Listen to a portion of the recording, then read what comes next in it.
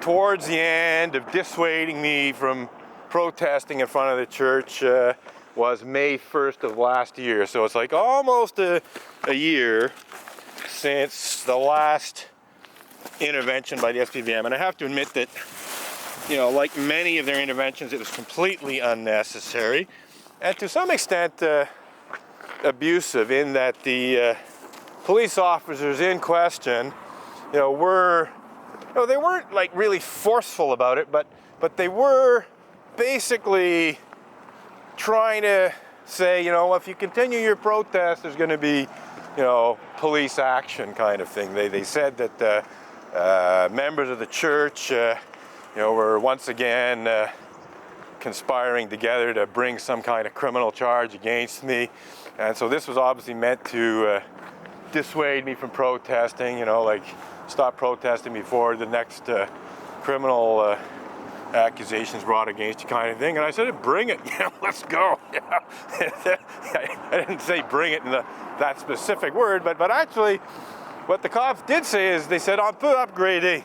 Exact quote pretty well. You know, on peut upgrader. So an Anglicism saying, you know, we can do more than we're doing right now, you know. And my response to that was, well, je peux upgrader aussi moi-même, you know. In other words, I can do more than I'm doing right now, and I can. This is very, very peaceful public protest. You know, I'm basically just walking back and forth with picket signs, talking to my camera, rarely shouting slogans or anything. You know, I could have a megaphone, I could have klaxons and stuff and make all kinds of noise, you know, make a big show. I could invite other people. You know, there are other people who have even said that they would like to protest with me. And I explained to them, well, you know, all things considered, I prefer to do a one-man protest because I basically, you know, I know what, you know, I know I can fully control myself. You know, I know what, you know, I can, you know, if I bring in other people, they may do things that cause more trouble than it's worth, kind of thing, you know.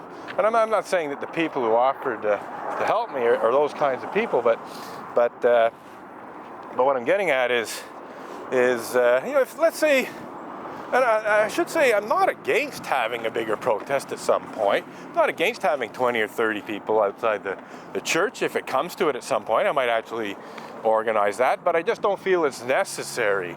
And so why complicate things when you don't have to? Oh, gee, if only Unitarian Universalists didn't complicate things when they didn't have to, you know, by, you know, falsely accusing me of blasphemous libel and that kind of thing. You know, it's like, I'm the kind of person, I really try not to complicate matters if it's not necessary to complicate matters, except when someone tries to, you know, basically screw over me. Then I'll complicate their matters. I won't complicate my matters, but if somebody accuses me of blasphemous libel, pedophilia, and rape, well, I'll complicate that for sure. You know? I'll ask them like difficult questions like, oh, you know, do Unitarian Universalists hold such despicable crimes as pedophilia and rape to be sacred and holy to Unitarian Universalism? Because, you know, my understanding of blasphemy laws in general, and Canada's blasphemy law in particular, is that, you know, you have to be attacking what a religion holds to be sacred and holy, you know, in order to be guilty of blasphemous libel. So you're accusing me of blasphemous libel for blogging about such despicable crimes as pedophilia and rape committed by Unitarian Universalist ministers. Are you really saying that pedophilia and rape are held sacred and holy by the Unitarian Universalist religious community? Is this some kind of secret doctrine of Unitarian Universalism? Because I never heard about it. You know, I never saw any Unitarian Universalist religious tracts saying how they held pedophilia and rape to be sacred and holy. You know, I'll complicate things that way once someone's being so stupid as to try to complicate my life by falsely accusing me of blasphemous libel. But in terms of my own life, you know, I try not to say things and do things that will overly complicate it. No, that seems to be something that Unitarian Universalists are much more prone to doing themselves. You know, they've certainly complicated their lives more than they've simplified them by calling in all kinds of false reports to the SPVM. And in doing so, they've complicated the lives of certain SPVM police officers who were overly authoritarian, who threatened me with arrest, in efforts to try and intimidate me into shutting down the protest and so on. Officers who threatened me with tickets when they shouldn't have threatened me with tickets. Whoops-a-daisy. Let's get that sign that blew over. So we got David Rollert coming out of the church. David Rollert's the husband of the minister, Reverend Diane Rollert. So he's greeting somebody. Oh, he's helping one of the older members, and of course, many of the church members are aging. So he's helping this older Montreal Unitarian up the ramp for the disabled people into the church that doesn't want to live in harmony with me. I find that live in harmony thing quite hilarious. So I guess maybe David does too.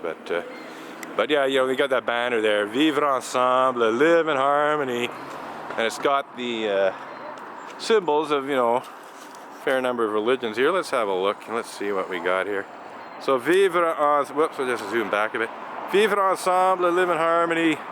You got the yin-yang symbol of, I think it's supposed to represent Taoism actually. Then you got the Christian cross. Then you got the human figure with the uplifted arms, which represents humanists, which is just a fancy word for atheists. Then you got the crescent and star of Islam. Then you've got the symbol for Sikhism. Then you got the symbol for Judaism. Then you got the symbol of the chalice for Unitarian Universalism.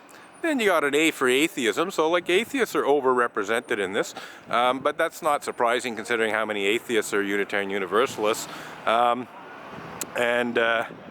Or I should say perhaps the other way around, how many Unitarian Universalists are atheists, because actually if you look at the overall population of atheists, there's actually very few of them who choose to be Unitarian Universalists. But if you look at the overall population of Unitarian Universalists, well, there's a rather high percentage of atheists.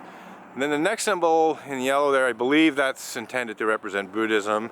Then you've got the pentacle for paganism. Then you have the Om for Hinduism. And then you got the the quartered circle for Native American religion and spirituality. So it's all they're talking about living in harmony. Well, they sure aren't trying very hard to live in harmony with me when they totally ignore my complaints about serious injustices, abuses, and hypocrisy within the Unitarian Church of Montreal itself and within the larger Unitarian Universalist religious community. They're certainly not trying very hard to live in harmony with me when they bring false criminal charges against me, or criminal accusations that don't actually result in charges because they're so batshit crazy, basically, such as the blasphemous libel one. They're not trying to live in harmony with me when they physically assault me or steal my picket signs. They don't even live in harmony when they totally ignore me, like David Rollert's doing right now. David Rollert's totally complicit in all of the injustices and abuses that I'm protesting against. He's part of the problem. He's certainly not part of the solution.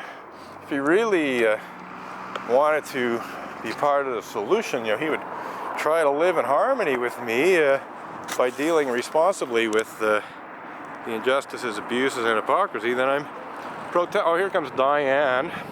So Diane Rollert's the minister. She's coming out. Yeah, around 10:30 when the service starts. Fairly often since last fall, Diane comes out and leads a little procession into the church. But there's hardly anyone around to lead in procession into the church. Well, you're looking at Diane Rollert on the left and her husband on the right. And both of them are 100% complicit in not only all of the injustices, abuse, and hypocrisy that I was protesting when Reverend Diane Rollert first arrived back in 2007, 2008, but the Unitarian Universalist Association's immoral, unethical, borderline criminal, and indeed batshit crazy misuse of Canada's blasphemy law, because, you know, unless they speak out against it, they're complicit in it. And not only, to the very best of my knowledge, you know, they certainly haven't publicly spoken out. And they might have sent a letter to the UUA saying, hey, what's going on? But unfortunately, that's not good enough.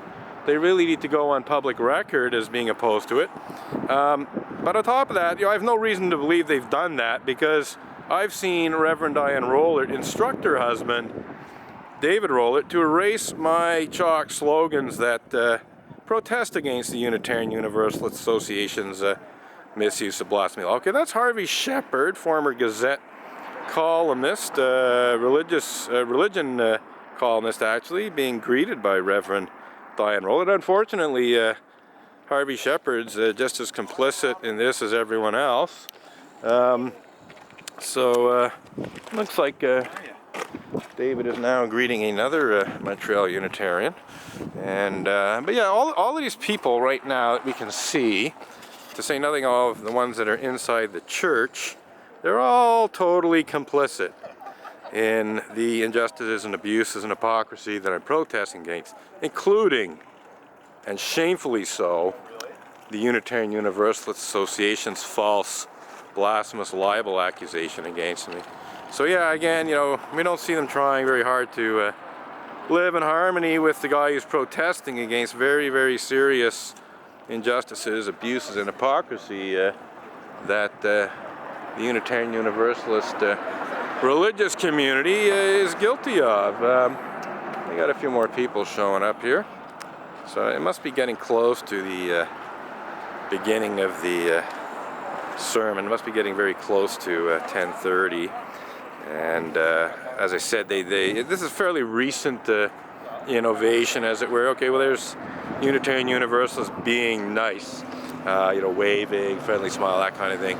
Unfortunately, the guy who gave me that friendly smile has also stolen my picket signs in the past, and more or less assaulted me. I mean, it wasn't a serious assault, but he basically got in a kind of,